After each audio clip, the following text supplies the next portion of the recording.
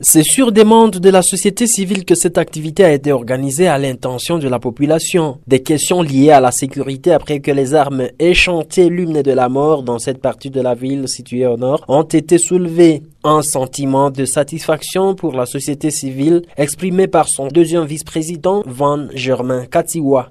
Il y a une position militaire qui a été installée ici. Alors quand nous sommes venus recueillir les avis de la population, il était question qu'on revienne avec les autorités compétentes pour répondre aux préoccupations de la population. C'est ainsi que nous sommes venus aujourd'hui avec le commandant ville des forces armées de la République démocratique du Congo pour que lui-même puisse s'imprégner de la situation et répondre aux questions de la population. Les arrestations arbitraires, l'extorsion de biens et l'installation d'une position militaire à quelques mètres des deux écoles primaires de la place. Le commandant vient de répondre à gros à ces préoccupations. Le message que nous lançons à la population, c'est de se désolidariser avec l'ennemi. Le commandant ville à l'intérim des forces armées à Butembo rassure que la sécurité des personnes et de leurs biens est une priorité. S'ils ont des problèmes, ils vont le commandant en place. On va régler les problèmes. S'il y a de petites tracasseries comme les enfants égarés ne manquent jamais, on trouve toujours des solutions et on prend le militaire, on l'envoie à l'auditorat pour le jugement, surtout qu'on est en état de siège. Je les sensibilise, j'ai dit de déposer les armes, de répondre à l'appel du chef de l'État qui a dit que tous ceux qui détiennent les armes illégalement doivent venir les déposer.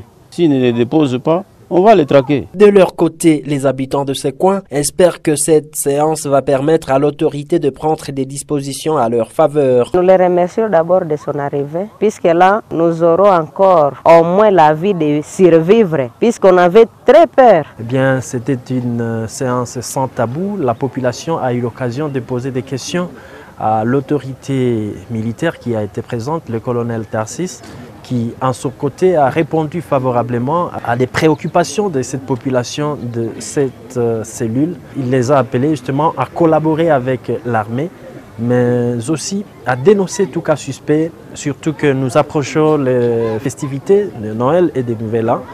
Il a rassuré que tout va se passer dans la quiétude.